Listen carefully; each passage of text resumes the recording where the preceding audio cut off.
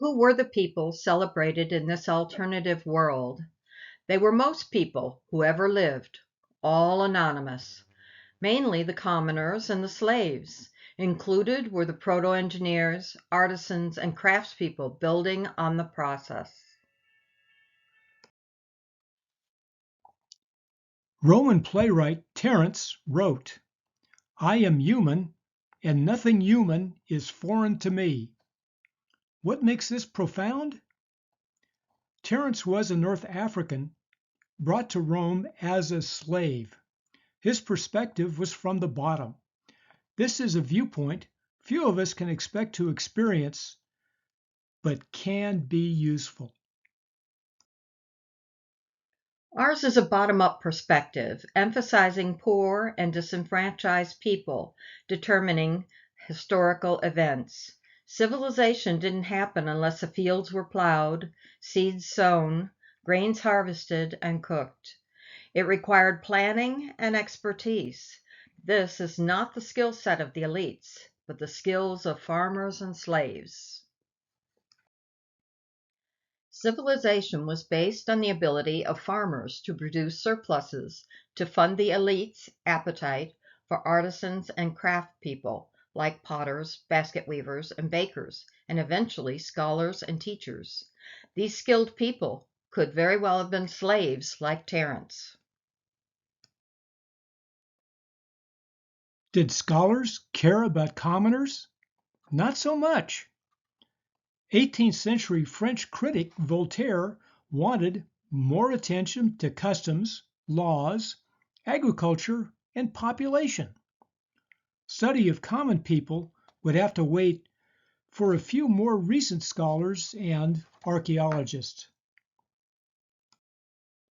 Henry David Thoreau was a 19th century American. In mid-century, he lived as mostly self-sufficient farmer on Walden Pond near Concord, Massachusetts, perhaps an example of experimental anthropology. His 2-year experience suggested how the peasants lived. Thoreau called his venture voluntary poverty, a life of simplicity, independence, and trust. Thoreau described how he planted and grew his garden, about 2.5 acres of beans, potatoes, corn, and peas. As he said, they attached me to the earth. He came up with his own bread recipe of what he called Indian meal and salt. He did eat fish he caught, but depended on a nearly vegetarian diet.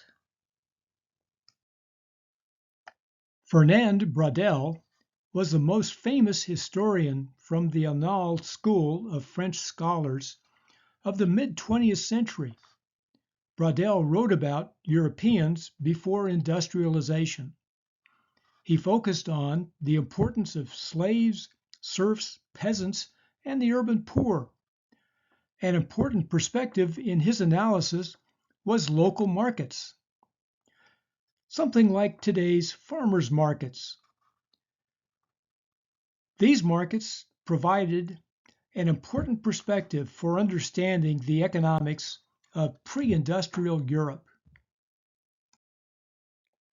The medieval records of Italian merchants provided detailed financial data on regional markets. They developed double-entry bookkeeping around 1300, convenient for changing money, buying and selling grains, wine, wool, and textiles, and a competitive advantage over the rivals. They became the richest of the middle-class people, while trade made almost everyone better off. Most histories and biographies today are about the top dogs in important events in history. However, there have been plenty of historians, archaeologists, sociologists, and popularizers writing about common people. We'll be talking about many of them in future videos, like Charles Mann writing about the indigenous people of the New World. Canaan, or Palestine, was a puny land between the powers of Egypt in the south, Mesopotamia, and Anatolia in the north. Canaan was especially known for two highland states of Israelites. Join us as we explore the mysteries of Canaan on Food, History, and Mysteries.